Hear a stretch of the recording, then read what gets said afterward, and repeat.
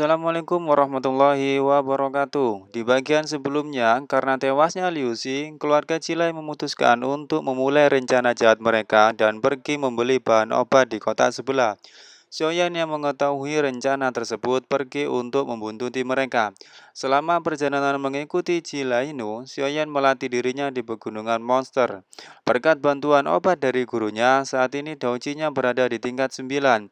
Tetapi di level itu belum cukup untuk mengalahkan monster tingkat 2 dan 3. Kemudian gurunya memberikan sebuah senjata kuno berupa pedang yang dimana pedang ini memiliki bobot sangat berat untuk membantu meningkatkan kemampuan fisik dari Xiaoyan. Terlihat Xiaoyan sangat kesusahan untuk membawa pedang tersebut di punggungnya. Singkat cerita, siang dan malam Xiaoyan dilatih gurunya untuk bisa memakai dan terbiasa dengan pedang barunya.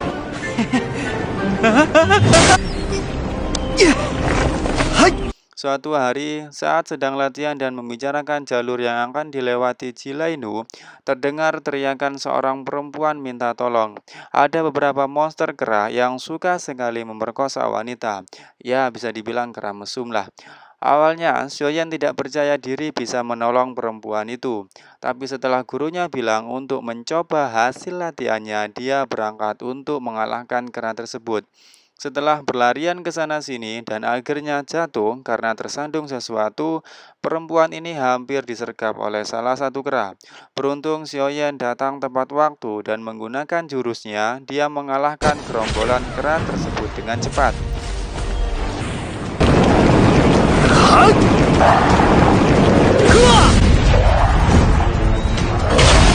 Karena kelelahan, perempuan tadi hampir jatuh pingsan, tapi dengan gerak cepat malah jatuh di pelukan Xiaoyan. Karena kaget, perempuan ini mengeluarkan serbuk racun ke arah Xiaoyan, tapi ya tidak berhasil dong. Singkat cerita, wanita ini bernama Yixian, seorang ahli medis yang bekerja sama dengan tentara bayaran dan terpisah dari kelompoknya saat mencari bahan obat. Mendengar ada ahli medis, Xiaoyan langsung bertanya apakah dia tahu di mana kelompok medis yang membantu keluarga Jilai. Si Xian menyampaikan kalau dia tahu di mana kelompok medis yang sedang dituju Jilainu. Dia juga mengatakan akan memberinya info asal dia bersedia untuk mengantarnya kembali ke kelompoknya. Dengan berat hati, Xiaoyan sepakat dan mengantar Yixian. Setibanya di kelompok Yixian, ada beberapa monster puma yang datang menyerang. Xiaoyan yang berada di sana lantas membantu kelompok tersebut. Hanya seorang diri, dia berhasil mengalahkan 2 ekor dan membuat ketakutan monster lainnya.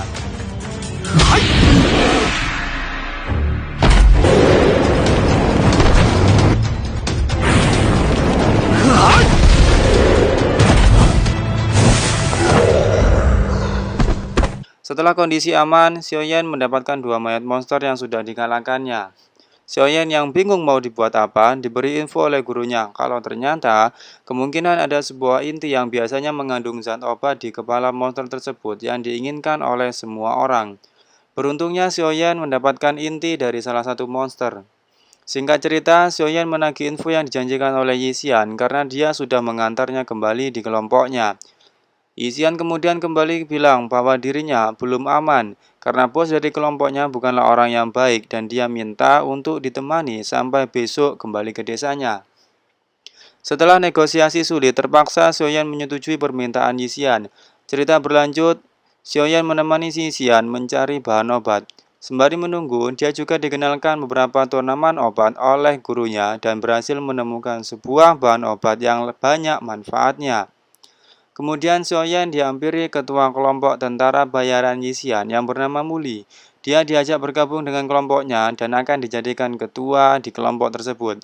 Tapi Xiaoyan menjawab kalau akan memikirkan tawaran tersebut. Xiaoyan menyusul Yixian yang pergi sendirian untuk mencari tanaman obat. Ternyata Yixian menemukan gua di bawah tebing yang kemungkinan ada harta karun di sana.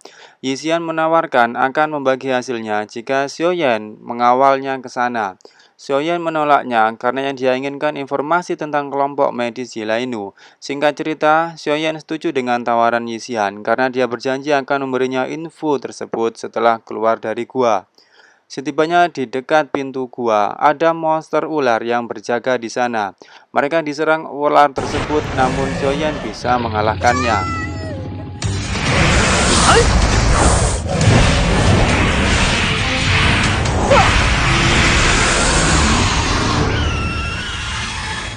Mereka berdua kemudian memasuki gua dan menemukan sebuah ruang rahasia yang di dalamnya terdapat harta karun, tanaman obat, dan 3 kotak. Karena Xiaoyan yang sudah membantu banyak, Yixian menyuruhnya untuk memilih sendiri harta yang dia inginkan. Xiaoyan memilih tanaman obat serta dia menemukan sebuah gulungan rahasia dan kunci di tulang rusuk kerangka manusia. Kemudian Xiaoyan membuka kotak dan memilih isi kotak nomor 2 karena terdapat teknik terbang yang dirasa akan berguna untuknya. Saat akan membuka kotak harta karun terakhir, Muli dan kelompoknya datang.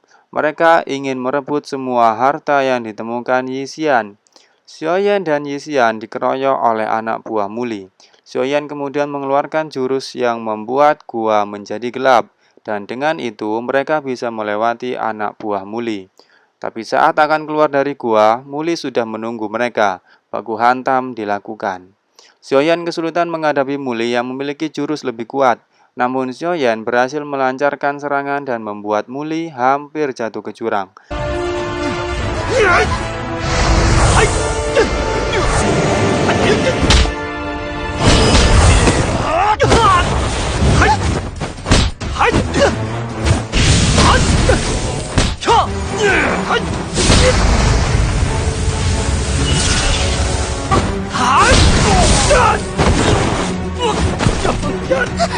Melihat Xiaoyan yang sudah kehabisan tenaga, Yixian meniup sebuah peluit dan tak lama seekor elang datang.